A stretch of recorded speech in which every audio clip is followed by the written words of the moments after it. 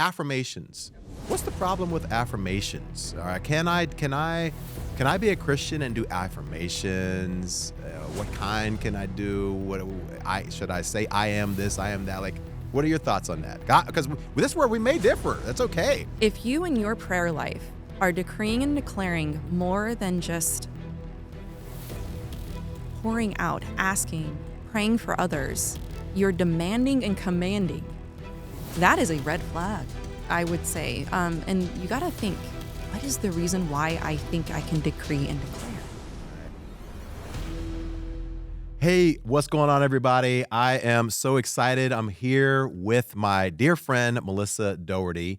And we've done several videos together on my channel, and actually a couple on hers. I released my book almost 2 years ago, and you had me on your channel. And now I have the pleasure of celebrating you because we've got this amazing new book coming out, or it might even be out by now, Happy Lies. And so Melissa actually was in Dallas already for some other personal things that she was doing here.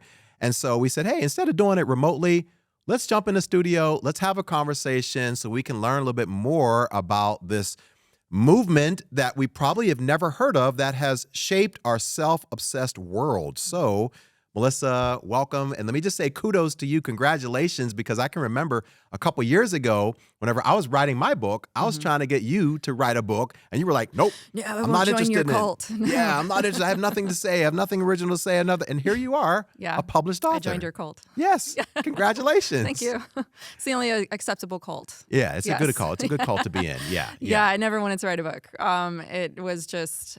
No, there was nothing appealing about it because I know how hard it is to write a book. And then it just...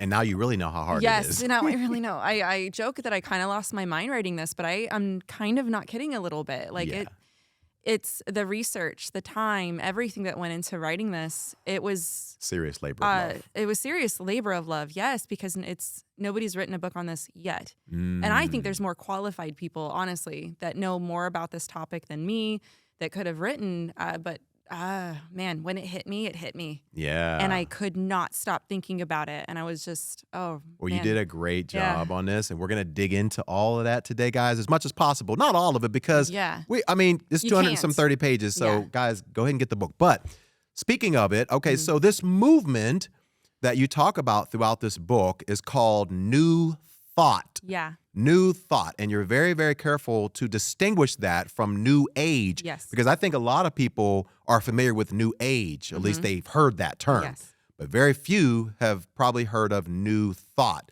So tell us a little bit about the big differences between New Age and New Thought. Yes. So first, New Thought has a lot more influence than it has recognition. So you think you don't know what this is, but you know exactly what this is. Yes. And it's infiltrated in such a way that it is interwoven in the very fabric of our lives. And that's why it's, once you see it, you cannot unsee it.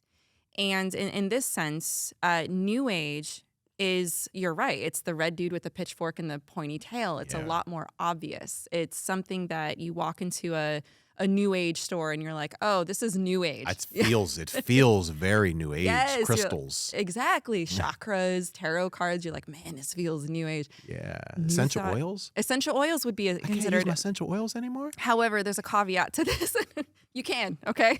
You can use essential oils in your bath and stuff. Have fun.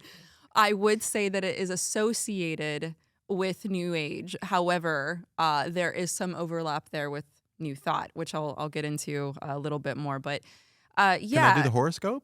What's that? Can I look at the horoscope? No, Ellen. I can't? No. Oh, come on. Do you want demons in your closet? No, I don't. Oh my goodness. No, what about like finding out, like, I'm a Scorpio? Yeah. Am I closely like? No, Ellen. No, I can't do that. No, either? you can't even do your Enneagram number. Okay. Let it go. Okay. All right. Lots Guys, of people I'm just clicked joking, away. okay? I do not do the Scorpio and all that stuff. I'm saying Alan this Parr on behalf exposed. Yes. right? I'm just gathering information from my Alan Parr exposed video. Exactly. There's a lot out there for that too. Yeah, man, you can use your essential oils, but I mean, it's about the intention. I mean, we can get into that as well, because everything in this book had to be caveated. Everything. Of course. Yes, every chapter.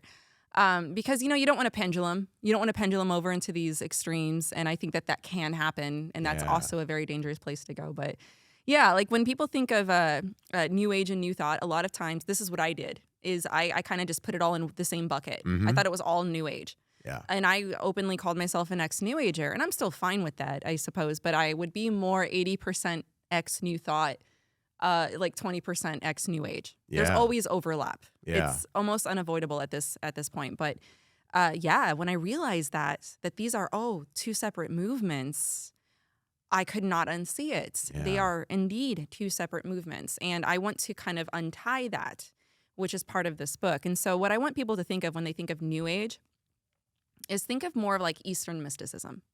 Think of beliefs that would be tied to the Eastern beliefs.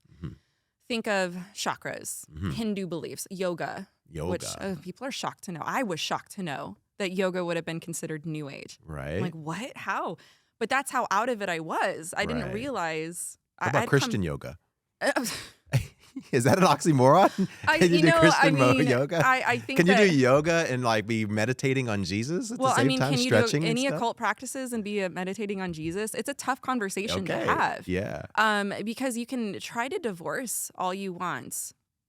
You can try to divorce so many things from questionable practices. Again, a nuance. Yeah. But when you're talking about an origin of it, it's kind of tricky because you always kind of have to come back to like Hindu gods. Yeah. But again, I never practiced yoga. I when I thought and heard that it was New Age, it was shocking to me. And this was after I thought I left what I thought was the New Age, and people would ask me about sacred geometry, Reiki. I'm like, what's Reiki? I've never heard of that. Sacred geometry. I never took that class in high school. What's happening here? I had no idea. Astrology, numerology, tarot, chakras, reincarnation. Yes. Crystal energies, though, again, there could be some overlap there. And then you have star seeds, light work, spirit guides. You could have some overlap there. The universe. The universe. Yeah, just vibes. Good vibes? Well, that would be more New Thought. Oh, Yeah, okay. Okay. Yeah, so that's what I mean. There can be some overlap Okay, here, I want to dig into that because Yeah, I have 'cause a lot of people. I know a lot of people that say, just throw it out into the universe. Yeah, I'm sending you good vibes. I always want to ask people, when What you do you say, mean that? what do you mean by you're sending me good vibes? I'll tell you what they mean by that. Please. Okay, so, all right. This is so interesting. Okay, we're getting all off to whatever. Okay. So in New Thought, there's this idea. So we've gone over some beliefs. Okay. Let me finish a little bit. Yeah, please. On the New Age kind of thing. You have the zodiac, you have astrology. Everybody's like, oh, I know what that is. Oh, I know what that is. Okay, let's talk about New Thought because it's a little tricky. Because you're having these beliefs and these very solid names put to these beliefs. With New Thought, it's a little different. You can talk about. In the New Thought bucket, you can have things like manifestation. Oh, we're going to dig into that We're in gonna just dig into a that. moment. Big time. Visualization. Law of attraction is a yes. New Thought belief, not New Age. New Age uses it. See what I mean? Like there's always overlap there. Affirmations. We're going to dig into all of this, y'all. We're just setting the table now because I can table. already feel Yes. the Christians like, I can't do affirmations. I am affirmations come from New Thought inherently. And again, we'll get into that. Yes. If you hear things like mind over matter, Yeah. the abundance mindset, being a co-creator with God, Christ consciousness. Christ consciousness. If you hear anything about the power of your mind and positive thinking. Yes. Okay. The simple way that I will describe New Thought is the positive thinking movement in America with Jesus as its mascot. In a word, I would say it's metaphysical Christianity. Okay, so it's beyond the physical. So you and me sitting here right now, you would be a physical person. The table's physical, the computer, everything around us. And that equates to something in the spiritual realm that is its correspondence. So in order to manifest something in this world, if you will, you use your mind. Okay, and what this really comes down to is it's a fancy word called idealism, which is that true reality is mental and the material world is a response to your mind. Okay. So these are the kinds of beliefs that I want people to kind of take away from with New Thought. If the origins of New Age are Eastern, the origins of New Thought are more Gnostic. Okay. And this is actually warned about specifically in the Bible, in the book of 1 John. And interestingly, 1 John 4, he's talking about testing the spirits. Okay. That book was written, that book will make a lot of sense if people understand it was written to a church that was being affected by Gnosticism. Yeah. And he's talking about the Antichrist spirit. Okay, so if people don't know what Gnosticism is. Oh, Gnosticism. Yeah, we got to define all this stuff. Oh, my we gotta word. Remember, Gnosticism comes from the word gnosis. Yes, very good. Very good, Yes, our Alan. seminary background is coming in now. Yeah, knowledge. Yes. Gnostics, this is a whole thing. This could be its own deep dive, but simply put, Gnostics believed, similarly to what I said, everything that's material is evil, and everything that's of spirit is holy and good and perfect. That's a simplistic way I can put it, which is why you hear John talking about warning against people who said that Jesus didn't rise bodily from the dead. Right. And said, we touched him, we felt him, like we saw, we were has eyewitnesses. He has a body. Material body. Right. Yes, that's important. And I talk about that in chapter 5. Okay. All right. How your body is important and why these teachings shun the mind, the thinking mind. You have to turn off a lot of your thinking mind in order to experience these things. Yeah. The other thing, to kind of wrap this in a little bow, you mentioned vibes. Yeah, okay? vibes. Send me some vibes, man. I need those vibes. The two buzzwords for New Thought, there's a lot of them, but another two of the buzzwords of New Thought is vibrations and frequencies. Yeah. Okay, what is this? Vibration? Everything. Okay. So in New Thought, everything, literally everything material, has a vibration or a frequency.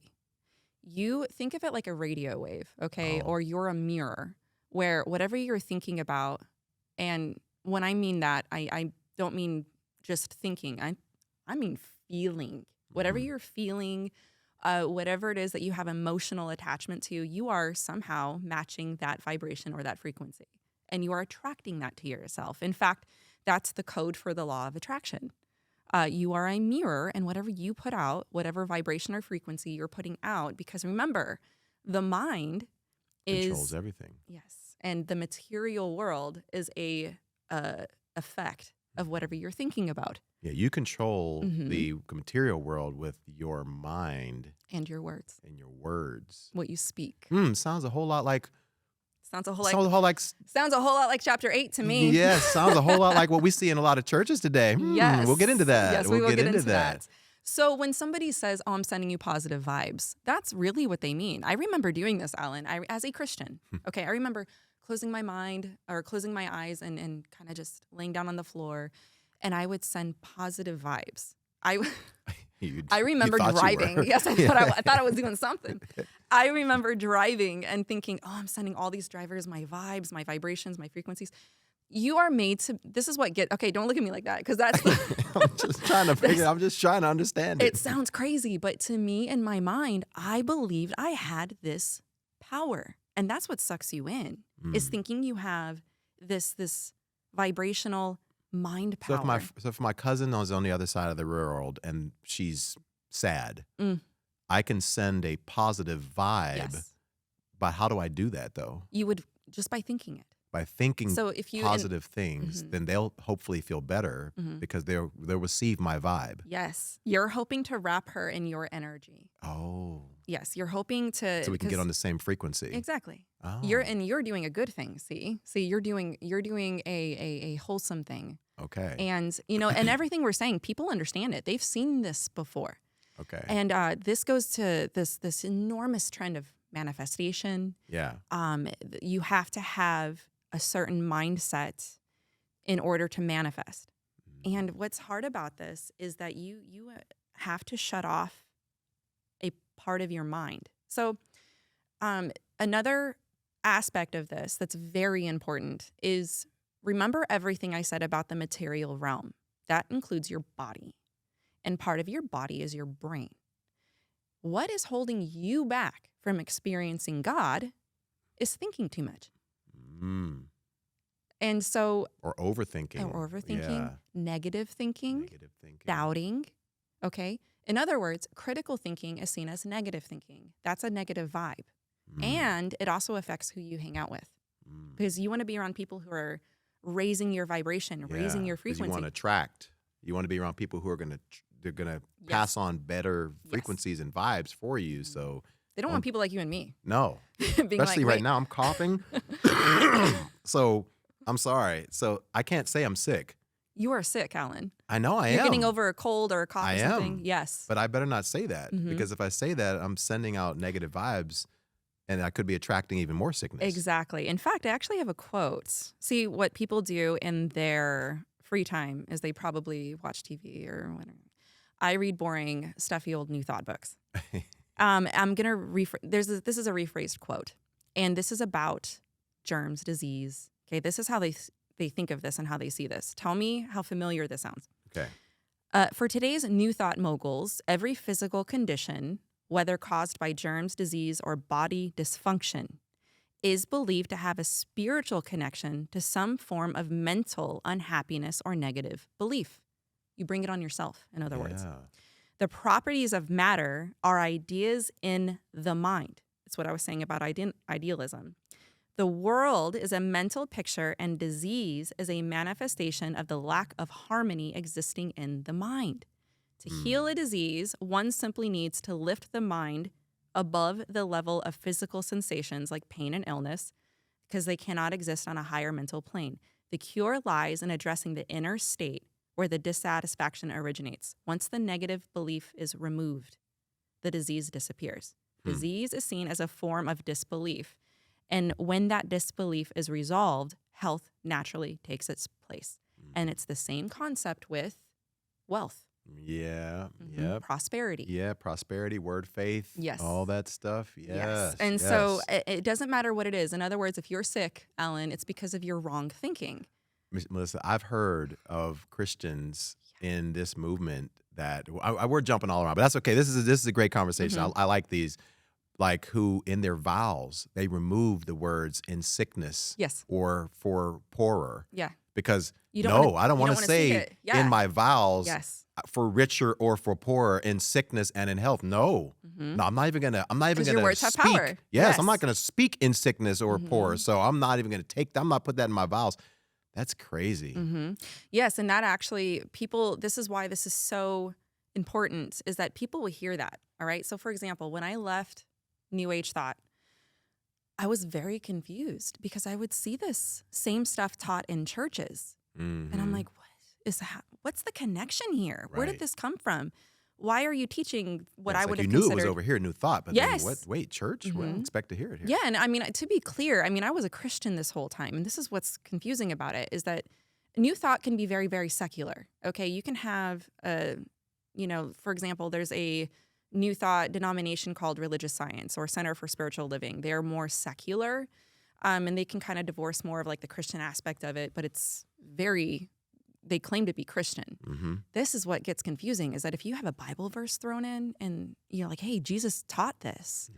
Hey, look, speak life. Because Proverbs, you have Proverbs 4 over here talking about, this, and you have James talking about that, and power of our words, and ask, believe, and receive. And oh, yeah. You can make the Bible say anything you want it to say. You can make the Bible say whatever. You know what I mean? And then you want to believe it. Oh, yes. You want to believe you have Ask power. and you shall have. Seek and you shall find. Knock and the door will be open to you. Yes. Oh, yes. I receive it. Don't. Hallelujah. Yes. Pastor Allen. Yes, I received that. Glory. Yes. And it's like you get confused. You get sucked into it thinking that it's true Christianity, like Christianity on steroids. And so it's something you want to believe in. It makes us look like we're boring. Yeah. Like, we're just, we don't get it. We don't quite understand it. We're not as awakened to it. Yeah.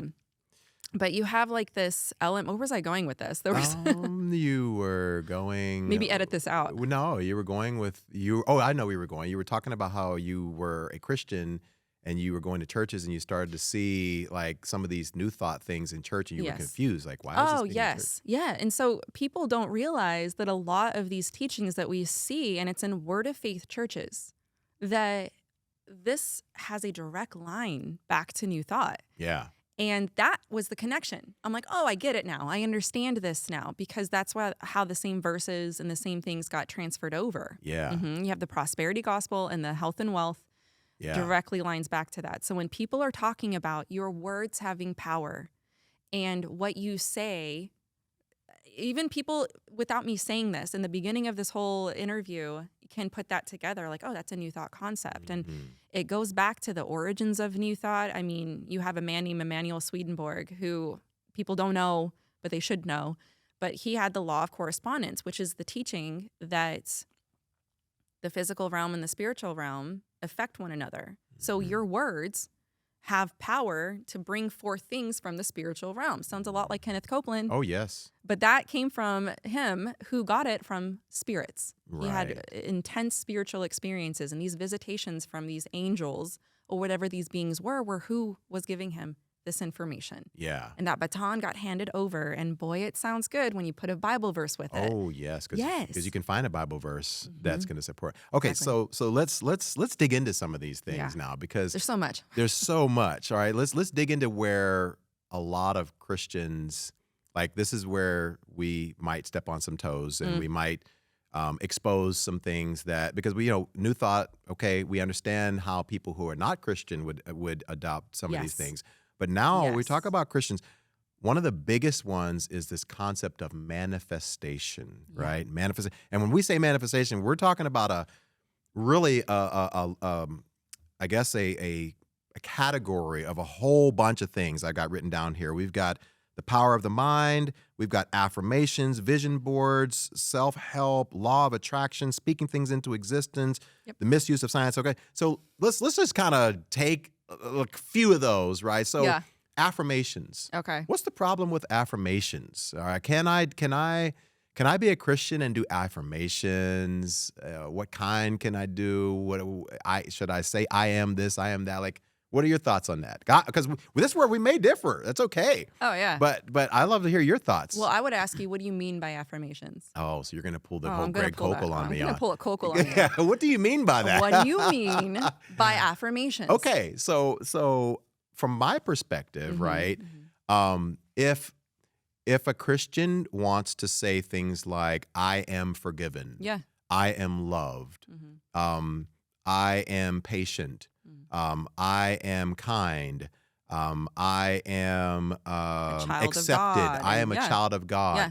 And if for whatever reason that helps them throughout the day keep their mind on the right things, then I don't personally see anything wrong with affirmations, as long as they are consistent with the scriptures being interpreted correctly, right? But when we get into, I am wealthy, I am healthy. Well, maybe you're not healthy today. And saying that I am healthy is not going to make you healthy. Exactly. You have a cold. Go get some medicine. Go to the doctor and get some antibiotics. Let's not stop being crazy here, right? Seriously, this stuff has gone too far. You can say I'm healthy all day. You're not. You're sick. Yeah, you have an abundance mindset. Right. Yeah. So okay, so that's my perspective on or I am wealthy. No, you're not. You're behind on your rent. You have no money in the bank. Yes. And you're in debt. You're not wealthy. Saying it isn't going to get you there, right? Working hard and getting a better job and managing your money might, but not saying it. So that's the part where I'm like, what are you saying? Why are you saying these things? Those two groups that you just said, what's the difference between the two of them? Well, one is true in Scripture no matter what's happening. I am loved. God does love me no matter what. What if an unbeliever says that? What if an unbeliever who does not believe in the scriptural Jesus, think of a progressive, okay? Think of somebody who, I can think of a few personally in my life, who love Jesus, okay? Oh, yes. You know what I'm getting at? Yes. That say those things. Right. What is the difference between them saying it and a believer? Yeah, well, I mean, if they're not a Christian and they say, I am forgiven, they can say that all day, but the reality is if they're not a Christian, they're not. So what's the common denominator with everything that I'm saying here? Is that they have to be a Christian. They have to be true. They have to be true. It has to be true. It has to be true. Right, there you go. It has to be true. And real. Here's the thing. I wouldn't call them affirmations. I think that there's a pop culture term for it where we're affirming something. But when I think of affirmations, I think of declarations. Like when I think of what I'm talking about here, a new thought affirmation, they would define it as new thought prayer. Okay, what affirmations are? Let me define it in a new thought way, and then I'll nuance what you're. This is why every chapter had to have a nuance. Yes, because I'm like, that's encouragement. That's not affirmations. You know what I mean? Or like it's semantics. But in new thought, whenever you are saying your affirmations, this is where I am is a formulaic type of prayer that goes with affirmations. Capital I am. And the reason why is that sounds a lot like what Jesus said in John. I am the good shepherd. Anyway, I'm sorry. Sounds a lot like Joel Osteen. Yeah, Lord. Yeah. A whole book. All right. That. Sorry. I didn't cut you off. All right. I thought you threw you off. Sorry. I know, you're good. But the reason why they're formed that way is that it is a formula, because you have to affirm in the mental world and bring it forth into the material world. So you say it as if it's in the now, whatever it is that you want. And whatever it is that you're trying to manifest. This is why manifestation and affirmations, visualization, they all go together in this little package. And again, it goes together with the law of attraction. And Christians might see this and think, I'm not doing the law of attraction when I'm speaking and believing. I would challenge you, and I would have to ask questions about like, okay, well, what are you doing here? Are you trying to bring something forth from the spiritual realm into a material realm? Why are you using I am affirmations? Right, or declaring, decreeing. Declaring and decreeing. Because in new thought, this is important, you are a co-creator with God. You have the same creative power that God has. And the reason why you have this creative power is because you are a divine being and you are ignorant to it. In fact, that's like the biggest sin in new thought is your ignorance to your inner divinity. Jesus, he was claiming this I am, he was owning it. Okay. He was saying that I am this, I am that. And it was a sense of his own inner divinity. He's not uniquely the I am, though. You are too. You are just as much the Christ. It says he was able to tap into his more than I am. In fact, New Thought would call him the way shower. He shows you the way to tap into your inner divinity. And people think, I think it's John 14:6. I am the way, the truth, and the life. Nobody comes to the Father except through me. Now, in New Thought, you separate Jesus and Christ. Okay. When we think of Jesus Christ, we think of the same person, Jesus the Messiah, the Savior. In New Thought, remember, it's metaphysical. So everything has a higher meaning, a different meaning. You know what I'm getting at? Christ has a metaphysical meaning. So who's Christ to them? All of us. All of us are the Christ. Okay. Yes. So Jesus was just an individual person. Jesus was a man just like us, a human being, just like he gets us. Yes. Oh, he does. He understands. He gets us. He's a human being. He experienced all this stuff, but he obtained the Christ, and he showed us how to do that. Christ consciousness. He became conscious of it. Exactly. Yes. Yeah, I'm learning now. Yes, you're learning things. Yes. And even though you read the book, yes, it's hard. It's hard to take it all in, though. I got it. But in that sense, from the posture of the Christ, a new thoughter would think anybody that believes in this, in the Christ consciousness, for example, of course the Christ is the way, the truth, and the life. Nobody comes to the Father except through the Christ. That's why you have to be so careful these days whenever you ask somebody something and they come back. What do you mean? Amen, brother. Yeah, okay, yeah, we're Christians now. Yes. It's like, oh, man, you believe Jesus is the way that... Yeah, I do. Yes. I also believe you're Jesus too, or you're Christ too. Yep. Whoa, hold on a second. Yes. We're not aligned there, but you got to be careful. Now you can see why I went so long just kind of caught up in this, not realizing that's what it was because it sounds so Christian. Yes. But, bringing it back to the affirmations, it's like, whenever you have, the reason why is because you have this dormant inner divinity, they call it the divine spark, that you need to awaken to. That's your true self versus your false self. So give me some examples of some affirmations that would be things that Christians should not be saying that New Thought people probably do say that sound real good. You gave a really good list before. If you are guys, listen, if you in your prayer life are decreeing and declaring more than just pouring out, asking, praying for others, you're demanding and commanding that is a red flag, Mhm. I would say. And you got to think, what is the reason why I think I can decree and declare? Right. Where is this coming from? Right. Yes, because again, a lot of things we're saying overlap a lot with the word of faith.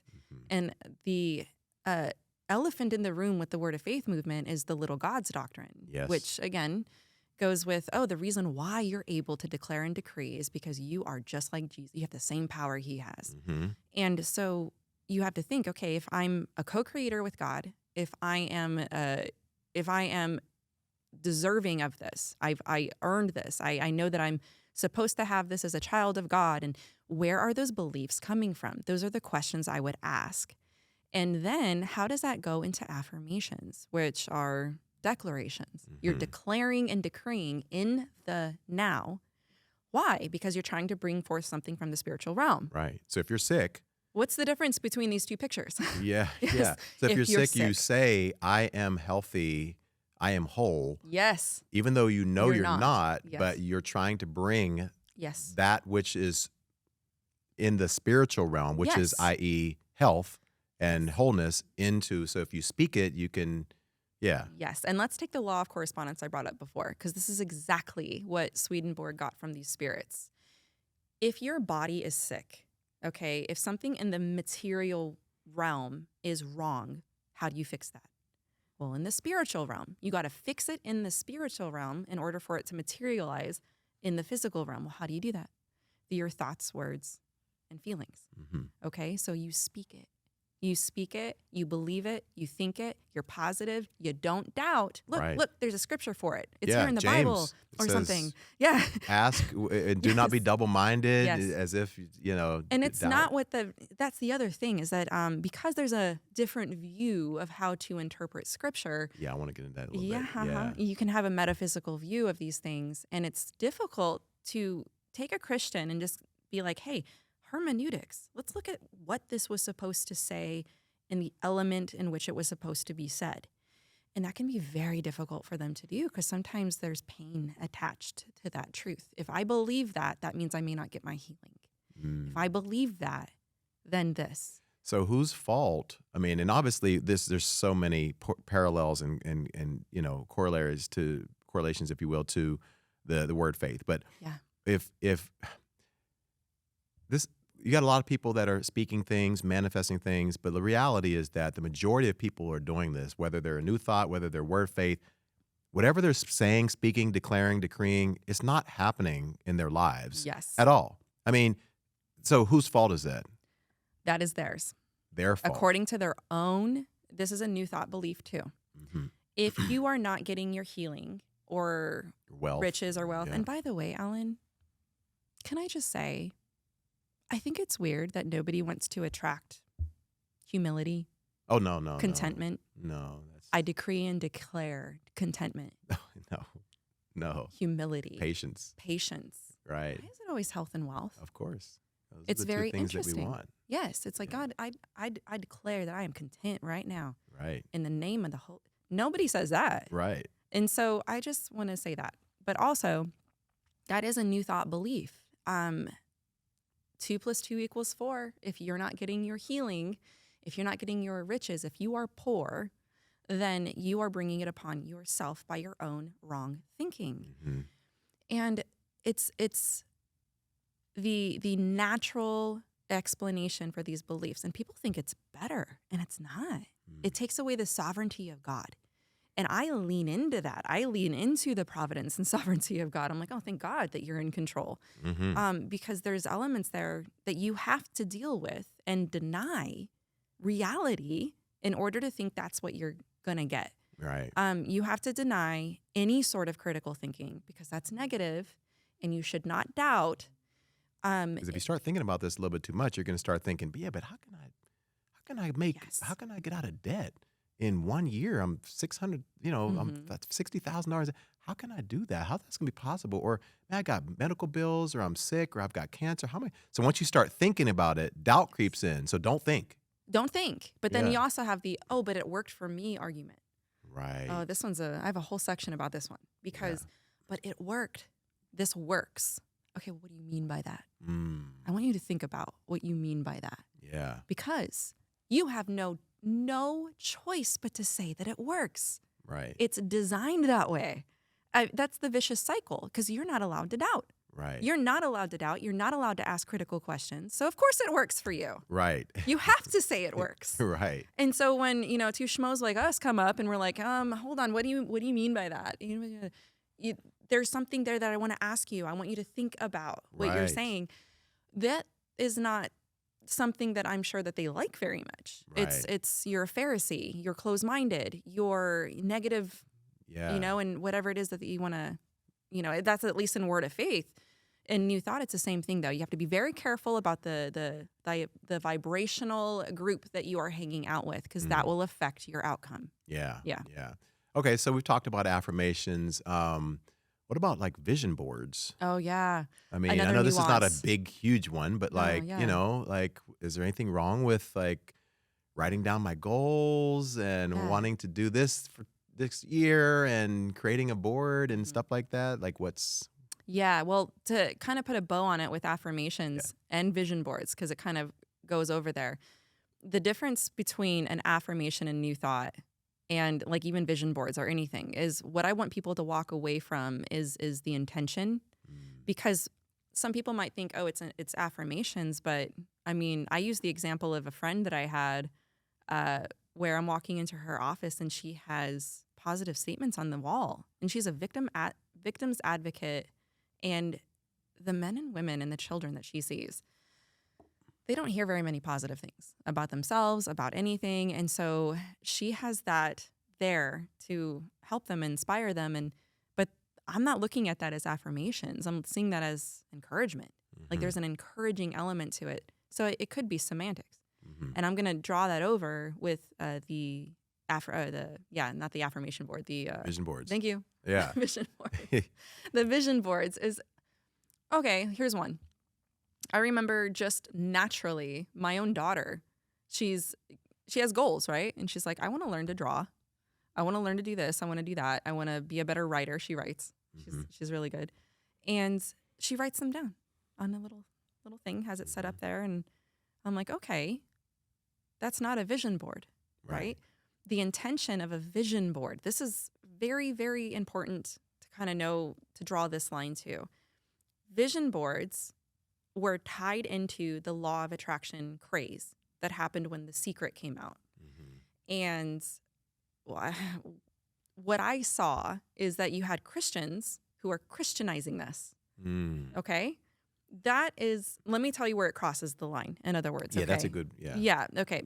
Because I see Christians and people in general putting up boards of things that they want to accomplish. Again, remember health and wealth. It's always health and wealth. Oh, yes. Yes. It always comes back to one of those two. One of those Or two. relationships. Or power. Yes. Yeah, increased relationships. And something, You're yeah. exactly right. Yes. Power, relationships, health, and wealth. Yeah, that's it. Okay. And that's on their vision board. And the idea is, remember, this is very, very important. I can't overstate this. When you're trying to manifest in these beliefs, when you're trying to make something happen, it is because you're trying to bring it forth, manifesting into reality. A Christian wouldn't use the word manifesting, though. They're like, Melissa, I don't manifest. Right. Your method is the same. Right. Okay? You are declaring and decreeing, whatever you want to call it. Right. You are bringing forth with the power of your words and the power of your mind. What you say, what you believe, Yes. you deserve. And, Yes. it's actually already that you own. Like, this is, I have this. I have healing. I have health. Exactly. It belongs to me. You have it in the now. Yes. Exactly. You know what I'm getting at. You believe as if you had it now. So your vision board is designed to bring you that feeling. Because in New Thought, it's a feeling. You have to feel it. It's not just speaking it. You have to actually live as if you had it now. And call it imaginary, but that's what you're doing. You're imagining. Your imagination is very powerful in New Thought because whenever you believe that you have it, whatever powers that are out there in the spiritual world must match exactly. Attract it to yourself. And like a Alan, they magnet. are so confident. Yes, a magnet. Yes. They are so confident when they say it, and it sells so well. You Mhm. must receive it. You cannot. You will receive. I promise you. You watch this video and do these steps. I guarantee you will be a millionaire by the end of this year. Well, you talk about that a little bit in your book, and I know you've even done something on your YouTube channel about even like the multi-level marketings. Oh, the And, MLMs. yes, and how like that's gotten into there. You go to these conferences, or you go to and you walk away like, man, I want to be part of that too, Yes. because they pretty much guaranteeing that I'm going to make 7 figures. And excuse me, but Speak it. it's all true even with digital marketing Yeah. nowadays. I mean, it's not just with multi-level marketing. It's Yes. you see it on YouTube or you see it on Facebook. Give me 30 seconds and I'll show you how you can be like me and make $1 million Yes. in 7 weeks. And I like, guarantee you that they've read a New Thought book. gosh, The entrepreneurial world, this is what I mean by it can get really secular. The whole self-help movement came from New Thought authors, like the foundation of the self-help movement that we know. Think of Napoleon Hill, Dale Carnegie. People gasp when they're like, oh, Dale Carnegie? Think Yeah. and Grow Rich. Think and Grow Napoleon- Rich was Napoleon Hill. Yes, Napoleon Hill. How to Win Friends and Influence People, Dale Carnegie. And yes, Dale Carnegie is a New Thought author. That's hard for people to hear. Norman Vincent Peale, Power of Positive Thinking. You have all of these authors, and those are just a few, who are still bestsellers today Mhm. in the entrepreneurial space. And anybody that has an MLM, the books that are suggested reading, which are really required reading if you're serious, are New Thought books. Mhm. You have Think and Grow Rich by Napoleon Hill, and I've just put together like so much material on a deep dive for that video on him and on that book and the New Thought concepts. But it's really about your mind, your mindset, the mind power, and that is such good marketing for yeah. MLMs. Yeah. Yeah, because if you want this, you got to earn it. You got to go. You can't. Don't stop to think. Don't do that. Yeah. That'll hold you back. Your brain, your mind, you got to overcome that. Right. Yes. Right. Yes. You yes. got to overcome your mind. You got to overcome your brain and get on that Yeah. positive thinking, that kingdom mindset, And whatever you want to call it. That's why they have so many people who, will come on and they'll say all those testimonies. It worked for me. It worked for me. Yes. It worked for me. It worked for me. Yes. In other words, it's reinforcing that if you do this, it works. Yes. Right. And you have people come on stage. Yeah. I started my LMM and now I have this much and this much and this much. Yes. And it's feeding that mentality that, you can have this. All right. So I want to Sucks you right in. talk a little bit about that. I was going to say something about, the self-help. So, okay, so I could see some people or anticipate people thinking, yeah. but wait, I can't get a book that's going to help the me? Like, nuance. yeah, like exactly. Then there it is, the nuance. We got to, Yes. it's like, The nuance. I can't get a book from No. Barnes & Noble or Yeah. from Amazon that I just think I could apply to help myself. So Yeah. talk a little bit about how New Yeah. Thought has impacted the self-help and how that impacts like Christians and what we should be reading and what we should not, and what's the line Yeah. like, Yeah, Are all so self-help books Self-help, it's devil? funny. They call it self-transformation now. Okay. But no, I would not say that at all. Even my book would be considered kind of like self-help. Right. A lot of our friends, so I don't want people to gasp when they go up to a book in the self-help section and think, oh, this looks like a good book. I would be careful to do that. I don't want to, there is no pendulum there. I think that there are good books, even secular ones, that would be considered self-help in that regard. My issue is whenever you find advice that is all about you being your own savior, okay? If you have you have Christian books that are so good. They're so good, especially like in the women. Women are really good about writing these kinds of books for the most part. Some of them I'm like, Others though, it's like, how in the world am I going to be a good mother, a good wife, a Christian mother, Christian wife? And you're taking these concepts that are transformative for a Christian and applying it, and they're very practical and very biblical. You might find that in the self-help section. That's fine, but my issue is I don't see that a whole lot though. What I see is like the Glennon Doyles, like I Am Woman, Hear Me Roar. I see the Jen Hatmakers. I see people in the self-help section that are basically telling you the age-old Pharisee religious message, just be a good person. Here's how. Enough. You are enough. Yeah. You are enough. And that is the message that we find, okay? So just because it's in a section, I wouldn't think that it's, just completely, blanket the whole thing. I think that there's discernment And common sense, I think, needs to be used in that regard when it comes to approaching any book. But we usually know it when we see it. Yeah. And again, you have books like, let's say Napoleon Hill, I mentioned him. It's still a #1 bestseller in this genre. Why?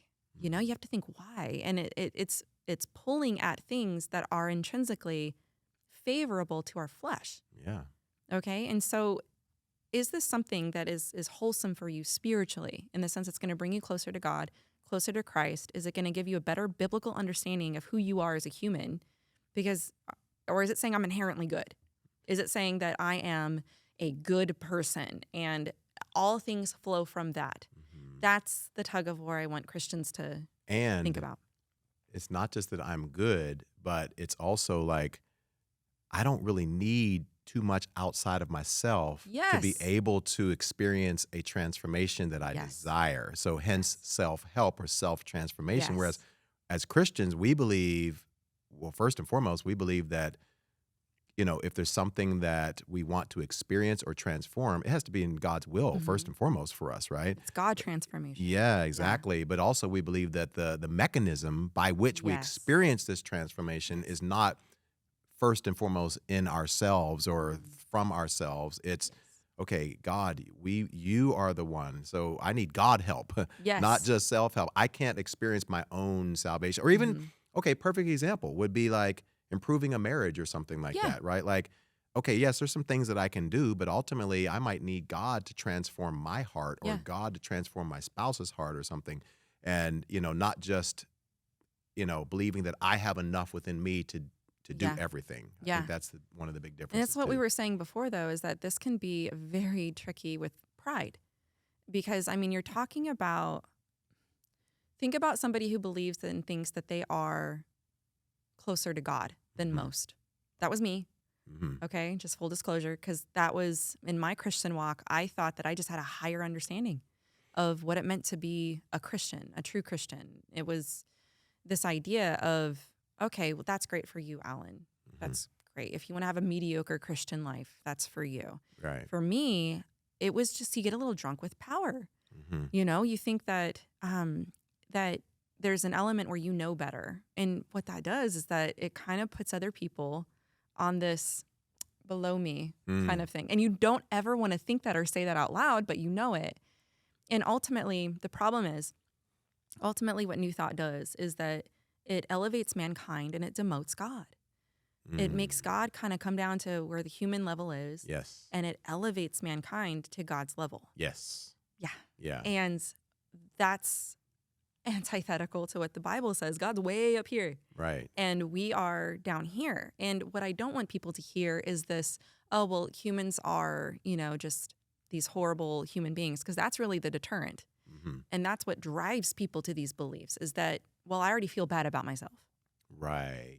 See? Right. Yes. So I don't want to be, I find that there's a pain of point, what do I call it? A point of pain that can drive beliefs instead of truth.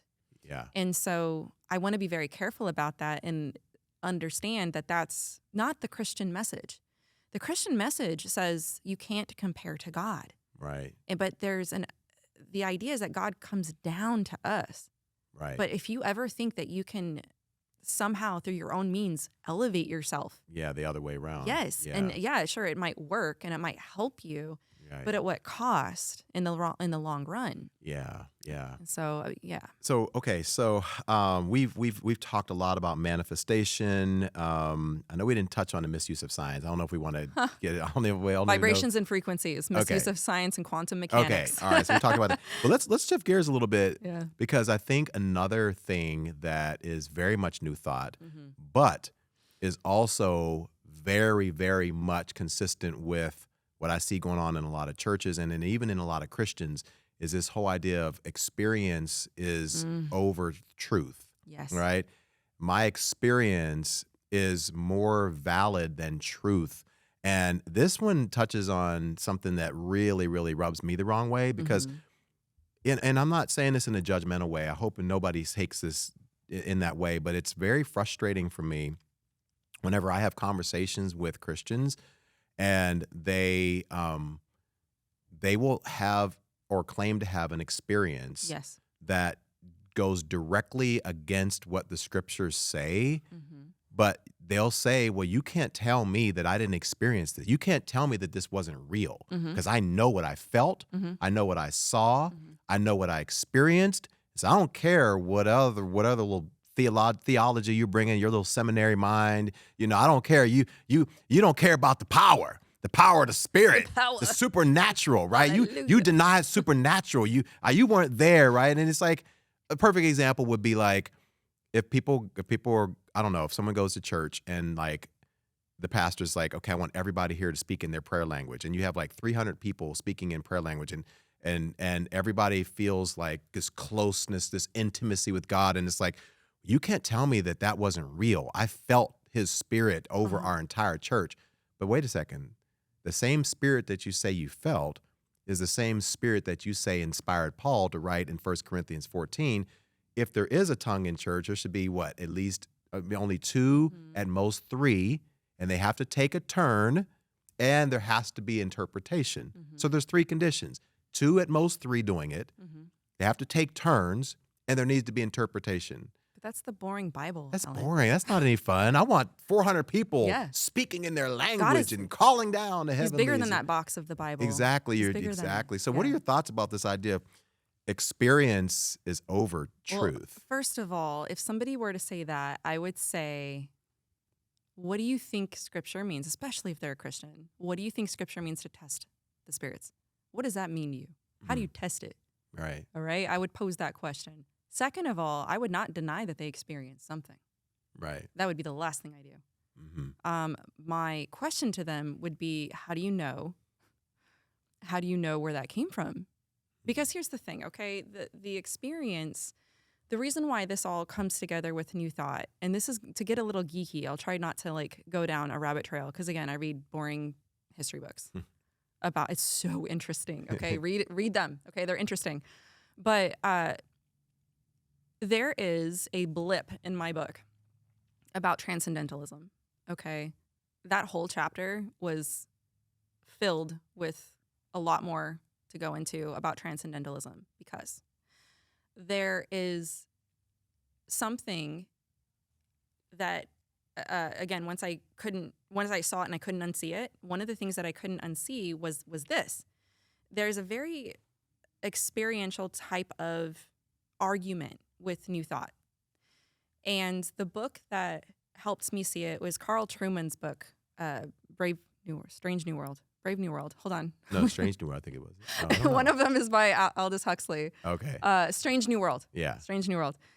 Great book. Excellent book. But he goes into, this authentic self, expressive individualism, how we got to the sexual revolution that we're in today, and how experience started equaling what's true. And I'm reading this, I'm like, why does this sound like New Thought? Through a lot of research, I realized a lot of it is transcendentalism, the transcendental movement, which is basically a revolutionary thing where our intuition and our emotions started equaling God. Okay? So this was revolutionary at the time because if you ever wanted to hear from God, you went to the Bible, you went to church, and again, this is post-enlightenment. Science, inventions are everywhere. Everybody's talking about these scientific things. In fact, New Thought's first name was Mind Cure, Mind Sciences. Okay, so you're talking about all these things and experimenting. Well, this was a revolutionary idea that our emotions and our intuition is an experience with God. Okay, and so you can tie that together with, this equals truth. Okay, so there's a little bit on that for some people to think about. But the other thing I would ask is, when we have an experience, when it isn't of God, isn't that the point to pull us away from Him? In other words, like occultic experiences, okay? What's the difference between a Muslim, okay, in the mosque, and they have felt God? They felt God. Right. And this is a true story. You have Nabil Qureshi's story. Can't remember who the other guy is. I think it's Abdu Murray. He had the similar He's like, yeah, I felt God in the mosque. Mm-hmm. I felt God all the time. In fact, Nabil had a spiritual experience. Mm-hmm. And that's how he knew he believed in God. He's like, a God has to exist. Mm-hmm. But I mean, you have to think that could have cemented it right there that, oh, the Muslim God is true and real. I had this experience. Mm-hmm. At what point do we test these things and think, okay, is this of God or is this not of God? Mm-hmm. And how much of this is me? Right. How much is this? How much are my emotions and my feelings informing what I see as true? Right. That is a very new thought thing. Yeah. And that, obviously, we could go down a whole Yes. trail of that because, I mean, we don't have time to go into, you know, I feel like a bird today. I could feel like I'm a white woman, white female. Yes. And you could feel like you're a black man. Yes. That's your true, authentic self. Yes. That's what that's my true, authentic self, right? But is that, it might be, when we get into it might be true for me, but not true for you. And what is truth? And that's truth. Yeah. That's a whole relativism. There's a whole chapter on that. Yeah. But yeah, that is the biggest thing that they'll throw at you is I felt this. I experienced this. Yeah. Well, if that's your argument and that's all you're hanging on to and you haven't critically analyzed it. See, because when somebody like us comes up and we're analyzing it, we're asking questions. We're peer reviewing your experience. Yeah. You should do that because otherwise you are holding on to a lie. Yeah. And it's like, I don't want that. Yeah. I've had experiences that I believe were wholeheartedly from God, but you best believe that I did it under, discipleship, asking questions about this, biblically comparing it. Yeah. And I think that's really what it is that when the Bible is secondary and your experience is I was just getting ready to say that. Like, it's how do you evaluate the validity of your experiences? Is it okay? My experience is first and foremost, or Scripture is first and foremost, and so whatever experiences I have to make sure that those are aligned with the Scriptures because that's my standard, that's my authority, versus the other way around. I know what I felt, and I don't care what the Scriptures say. When you get to that point, it's pretty dangerous. Yes. Yeah. Okay. So last thing we're going to touch on, and I don't want to get you in trouble for this, but in your book, you talk about the seeker-sensitive church. Yeah.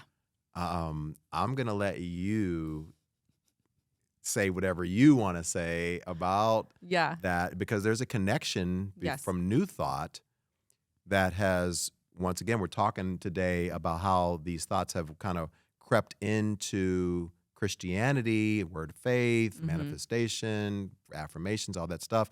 But now the nuance. The most nuanced are all chapter. Seeker-sensitive churches wrong? Like what's? Oh my goodness! What is a seeker-sensitive church? Yeah. What is that? How do we know if I'm in one or whatnot? Yeah. So this was the most. Let me just be real with you. This is the biggest pain. This chapter was the biggest pain to write out of every single chapter. It was the most nuanced. It was the most controversial. It was the hardest chapter to write. I had one in my book like that. Oh my word! So which one was it for you? For me, I think it was the one on prophecy. Oh, because you were brave. You're so brave. Yeah, prophecy you're so brave. Sure. But you see what I mean, though. It's like you're taking this biblical concept of prophecy, and you're like, okay, well, how do we nuance this for the church? And the seeker model. Okay, so like I said, a bunch of this stuff I stumbled upon, and I thought, okay, we need to have a cards on the table conversation about the origins of this model. But how do I do this in a way that's biblical? I mean, my brothers and sisters in Christ, man, a lot of people go to seeker churches. But let me first define what that is. Yeah, so, what's a seeker church? Let me differentiate this first real quick, right off the bat. There is a seeker-sensitive model, seeker-sensitive church. Let's just take that. And then you have a seeker-centered church. Okay? I think most churches should be seeker-sensitive. That sounds controversial, but hear me out. What I mean is that you have a pastor who is exegetical. They have good hermeneutics. They actually teach the Bible, which, should be done. And they are sensitive to the fact that there are unbelievers in their audience. So they back up on a Sunday sermon, for example, they back up and on using certain terms. Right. They kind of put it down on a way where everybody can understand it. However, their main audience are believers. Right. They understand that that Sunday sermon is for the believer. Yes. The seeker-centered church does the opposite. That church is made and built and marketed to the unbeliever. Right. 100%. So there are problems here. And I guarantee you, everybody watching, just boom, boom, boom, boom, boom, they're understanding exactly what those problems are without me even saying it. But let me just kind of skirt over here for a second on why this is relevant to New Thought. Because when I was growing up, there was a guy on TV that I would watch that, you know, you grew up listening to, and his name was Robert Schuller. Robert Schuller is the fancy Crystal Cathedral pastor, and he was a New Thought pastor.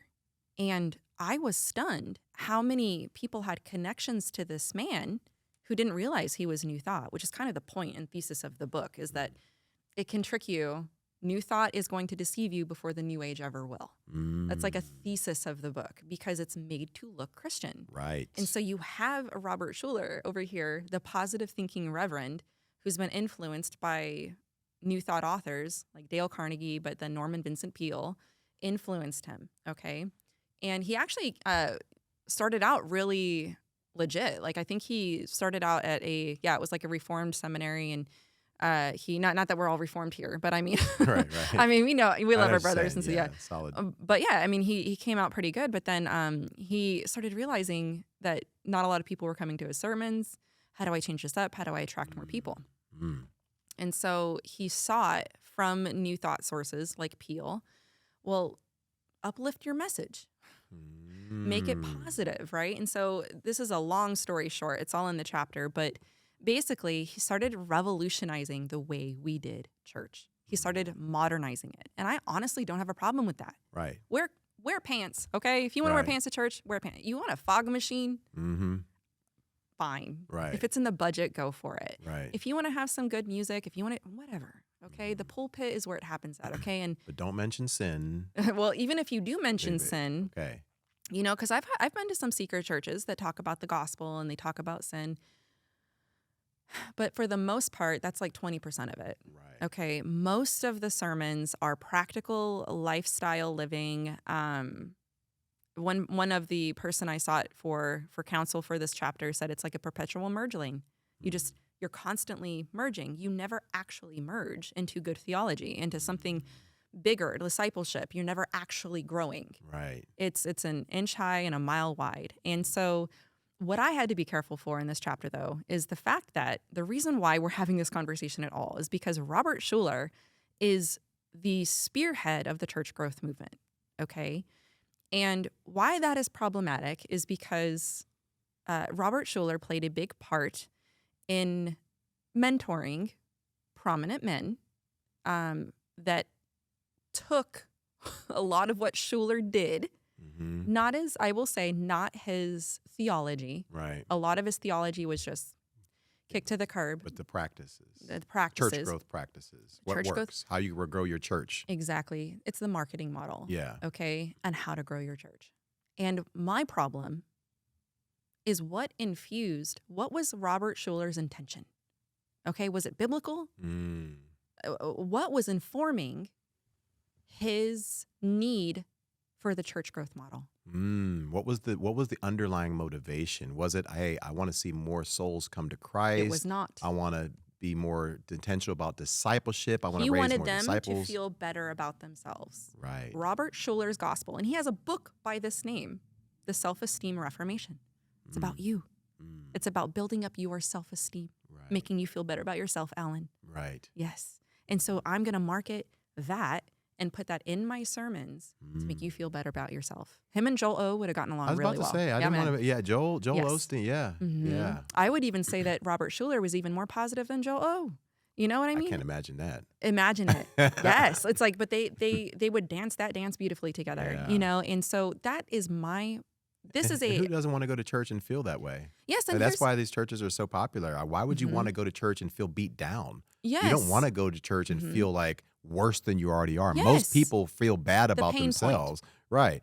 I want to go to church so I can feel good about myself. Yes. And that's what you get. That is exactly right. Because then the church is a place where you go to feel good about yourself. Man, I feel better after leaving here, but Yeah. your soul ain't saved. I'm a victor. I'm not Yes. I'm not the victim. Your Yeah, soul it's- still is unsaved, and you're walking out of there still unsaved. You don't understand the gospel. It's seen as a negative thing. Mhm. The gospel is seen as something that brings you down, like the actual gospel, Yeah. right? So they'll market what the gospel is, that it's this, maybe they'll repackage it, but the actual true gospel, that you are a sinner in need of salvation, is not something that's forefront and center in his church. Now, here's what I will say. I had a lot of nuance with this chapter, okay? You had the pros and the cons, because this is not necessarily a salvific thing. It's a ecclesiological conversation. In other words, you can go to a seeker-sensitive church and be saved. You can go to a seeker church or seeker-centered rather, a seeker church and find God and have wonderful experience, the community. Mhm. There's so many good things about the way that these churches are ran, but it's a fair question. These are fair conversations that we need to have that nobody's really talking about on the way that the church is structured. And I go over these pros and these cons because I'm not broad brushing Right. the entire, I can't, there are some good, these men of these churches, like whichever ones they are, they're everywhere because obviously they work. Oh, There's yes. quite a lot that works. It's very Yes. pragmatic. Work. Yes, it works. Yeah. It gets people through the door. But I had so many interviews for this, and I talked to one pastor that, a few of them actually, but this one in particular, he left a seeker church, kind of with his tail between his legs, man. Like he was just, there's a lot that he's still having to deal with it. And one thing he said, he's like, what you win them with or to is what you win them with, or what you win them with is what you win them to. Mm. What you did to get them through the door, you have to keep doing to keep them there. Yeah. And so this is, it's pretty big. It's complicated. And I make that very clear in the chapter. I'm like, this is not a black and white thing.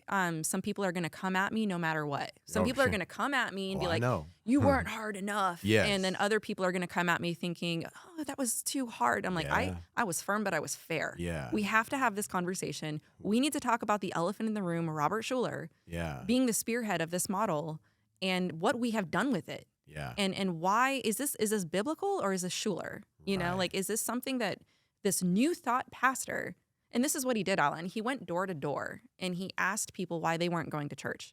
Mm. Yeah, he interviewed people and he's like, they're like, oh, I don't like to talk about hell. I don't like, it's too negative. I don't like that I can't wear pants. I don't like this. I don't like that. Wow. Yes. And if people said they went to church, he was like, fine, go ahead, keep going. God bless you. But if they didn't go to church, he would ask them why. And he gathered that information and he basically structured. Oh. Yeah, it's New complicated. church experience based on why people weren't going to church. Based on the unbeliever. Yeah. Okay? It was based on the unbeliever. And so, again, it's nuanced. And I talked to, admittedly, there's a lot more people that were against the seeker model, but I tried to talk to people that were for it. And I got really good feedback from, brothers and sisters that are actually pro seeker friendly, and I really wanted to come at this chapter with cards on the table. We have to have this conversation, but also being fair. Yeah, it's such a difficult, and we'll kind of, I know we've been talking a long time, but this is a very touchy thing because on one hand, you do want people to get saved in your church, right? I mean, we all want people to get saved, and if you're the contextualization, they got that down. Yeah, if you're unchurched, you want people to come, at least feel comfortable enough to come, right? At least feel comfortable enough to come. But the problem is, you have a lot of people who are, majority of people, like you said, there are saved, and they're looking for discipleship. They're looking for deep teachings. They're looking for meat, not milk. And what is available in your church that helps people go from milk to meat? How do they grow spiritually? Because if not, and all the sermons are geared towards, just super easy, practical lifestyle stuff, then you better have other things outside of Sunday morning to grow your church. But second of all, now you're basically saying Sunday morning's not for you. If you're a Christian, Sunday morning is not for you. You've already checked the box. Yeah. You yeah. can come. So everything's going to be light. And I know they have like life groups, like Oh. small groups and stuff, which could be nice and good. Yeah, but there's I no mean, Bible even going on in most of those life groups. It's just doing life. Personal experience, I can kind of agree. Yeah. How much Bible is going on? These are the rhetorical questions we need to be asking. Yes. How much Bible or casserole swapping is going on, Right. Versus yeah. how much of this are you actually learning the Bible? Because I was the weird one, Alan, that actually went to a Bible study to actually learn the Bible. Well, life groups have now replaced Christian education. Yes. And I have a whole perspective on that. Think about it this way. Yeah. Okay. And I might get in trouble for saying this. And we're going to get in a lot of trouble okay, today. I'm Let's going get to in say it. trouble I'm going to together. say it. I'm going to say I think many pastors have figured out what's going to keep you at the church is connections. Yes. See I what was I'm just going to saying? say it. Yeah. Community. When you feel Yes. connected to your community through your Yes. life group, Yep. even if you disagree with children's ministry, even suck if you you don't in. like the worship, even Yep. if you don't like the sermons, you're not going to leave that church, because leaving that church means you're leaving your community, Yes. leaving your group. Yes. So therefore, I'm going to keep you at this church Yeah. by having a great group, and we're going to force you to get in Kids there. ministries. Yeah, we everything, want yeah. everybody, get in a life group, get in a life group, get in a life group. And there's nothing wrong with life group. My wife and No. I are in a life group, Yeah. and we love it, right? But unfortunately, that has replaced Christian education in many churches, to where there's very little discipleship. There's very little learn about theology, spiritual gifts, purpose, those types of things. Yeah. Because that's not what's going to keep you at a church. You could go to the Bible studies, and as soon as you don't disagree with the sermon, you're like, I'm out, Yeah. But what will keep you there is, man, I got this great life group, and they helped me through whenever I was sick, and man, they brought food whenever we And lost then you our feel like job. you're abandoning them. Yes. Even though you're not getting fed good theology. Yeah. And let me just say real quick, one thing that I love about this topic is, what it reminds me of every time are the pastors we don't see. That brings me hope. Yeah. There's a lot of pastors out there right now that are doing exactly that. They are discipling. Yes. They are preaching the word every Yes. Sunday. But they probably don't have 25,000 members. Don't have 25,000. And there's nothing wrong with that, by the way. Yeah, but we see you, okay? Yeah. I see them. I think of them Yeah. often. Every Sunday on my Instagram, I post something to remind people to pray for your pastor. Nice. Because they're out there and they're Yeah. doing God's work. And Yeah. I'm so grateful for that. And then the other thing it brings up is something I would say it's a con. And interestingly, there is a fun little typo in the first edition that's coming out, because it somehow got erased. So if nobody gets the joke, now you're going to get it. But I say that there's a kind of a divide between the peasants and the pastor, okay? Or the congregants, rather. That's the joke. So the idea is that if you've gone to your church for like 10 years and you've never met your pastor, there's something kind of there. There can be like an ego trip that can happen, okay? And I know that there's a nuance there that can happen anywhere. But there's something with this design where you have to have a charismatic pastor. And a lot of times that's why people go to church. Yeah. I'm like, where are you going, man? Is it Yeah. what's behind that pulpit? And so these are the tough conversations about Yes. this model. So it's all in the chapter 10. Okay. Well, There's something for everybody in this book to get upset about. equal dissatisfaction. No, I'm just kidding. Might Well, want to leave that part out. The last thing I want to ask you, Melissa, first of all, thank you for being so generous with your time. Yeah, thanks. Here, You too. Here in town in Yeah. Dallas. What's the one thing that you want people to get? If there was one big takeaway, what's the big thing that you'd say, by reading this book, I want you to take this away out of above and beyond everything else as it relates to New Thought? If there's anything that comes to your mind, what's the biggest takeaway or your best advice you want to give people about happy lies? Yeah. So the biggest takeaway is that I hope you can't unsee it. But if there's anything that you've read that might be something that maybe you're doing, and I leave this in the call to action in the very back, is that you lean into it, that you don't run from it, that you grow from this, that the Christian message and what the Bible has to say is better. It's just true and it's better. And the example that I use in the book is Indiana Jones. I've used this a lot on my channel, and I love this example. But it's the scene where, Indiana is walking in at the very end, and he has to choose the Holy Grail. There's only one. There's only one true Grail. And he walks and he sees all these beautiful goblets, on the wall. They're all bejeweled and shiny and beautiful, and people before have come in and chosen correctly because they always choose the most brilliant looking one. They choose the brightest and the prettiest and most jewels on it. And Indiana walks in, doesn't skip a beat, walks up to an old dirty clay cup, and he's like, that's the cup of a carpenter. And that's like the beauty of the Christian message, is that it's simple and that may not be shiny, may not be. Yeah, it's like, but it's perfect. Yeah. And that's the idea, is that it doesn't need to be dressed up. Yeah. It doesn't need to be dressed up because it is what it is. It is true. Yeah. And that truth is enough for you. Yeah. Okay. And so if there's ever anything in this book that, maybe you're reading that you might have a hard time with, I would say take it to God, but understand that the intention is to draw the Christian back to that beauty of the Christian worldview. Yeah, that's awesome. That's awesome. Well, Melissa, thank you so much. Congratulations as my friend on this wonderful book. I read it, and I have to confess that I don't always read every book that's being sent to me. I don't read every single book that's sent to me. I know. You got a lot of stuff for that video. I want to see that video. Yeah. But I did read this, and it was really a really good read, easy read. Not easy in the sense of, but just I know what you mean. it kept my attention. Yeah. Oh, thank you. It kept my actually attention means a all lot. the way through. Good. Yes. Okay. So I'll put a link in the description for you all to check this book out and support her ministry. And so thank you all so much for hanging out with us today.